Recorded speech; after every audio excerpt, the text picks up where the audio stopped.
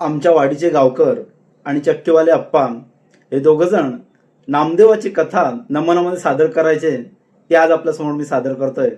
पहा पंढरपूर नगरी गोपाळपुरी दामुशट राहतो वस्तीला, दामुशट राहतो वस्तीला, पांडुरंगाची भक्ती त्याला जिरहजी, पांडुरंगाची भक्ती त्याला जिरहजी। पंढरपूर नगरीतील दामुशेठ हे विठ्ठलाचे निश्चिम भक्त होते। या भक्त कुटुंबातून संत नामदेवांच्या जीवन कथेची सुरुवात होते।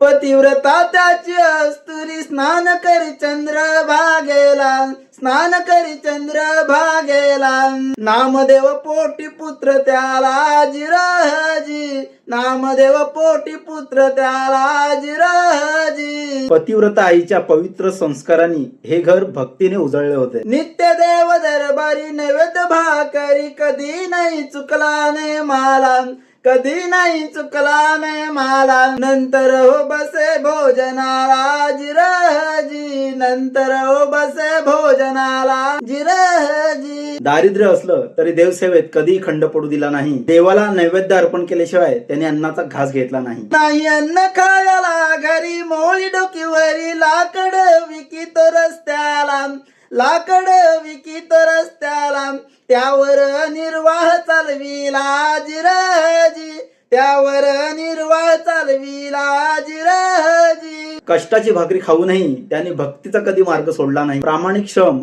आणि देवावरचा विश्वास हेच त्यांचे खरे धन होते। एक दिवशी दिवस दोन प्रहरी मोळी लवकरी मिळाली नाही दामू शेठीला, मिळाली नाही दामू शेठीला, देव म्हणे नको प्रपंच हा जिरहजी, देव म्हणे नको प्रपंच हा जिरहजी। एक दिवस संकट आलं पण भक्ताच्या मनात देवावरील श्रद्धा डळमळली नाही। याच प्रसंगातून एका अद्भुत चमत्काराची सुरुवात होणार होती। माता बोले नामदेवाला पिता नाही आला, नैवेद्य घेऊन जावे देऊळाला, नैवेद्य घेऊन जावे देऊळाला, नैवेद्याला उशीर झाला जिरहजी, नैवेद्याला उशीर झाला जिरहजी। वडील नसल्याने लहान नामदेवावर देवाला नैवेद्य घेऊन जाण्याची जबाबदारी होती। आईच्या आज्ञेने तो निरागस भक्त नैवेद्य घेऊन गेला। वय लहान ओळख नाही त्याला दरबारी आला, पूजा त्याने केली विठ्ठलाला,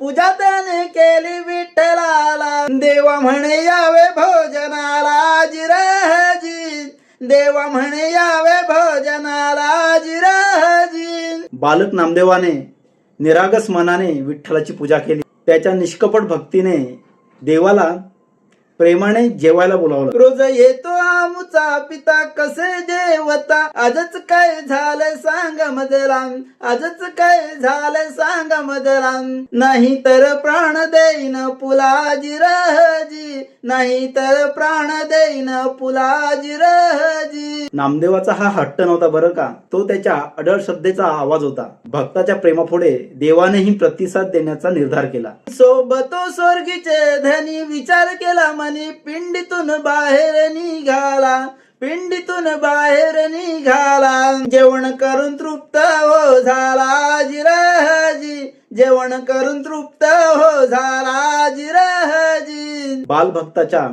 निष्कलंक भक्तीने विठ्ठल प्रत्यक्ष प्रकट झाला। भक्ती, श्रद्धा आणि प्रेमापुढे देवही नतमस्तक होतो, हाच या कथेचा बोध आहे।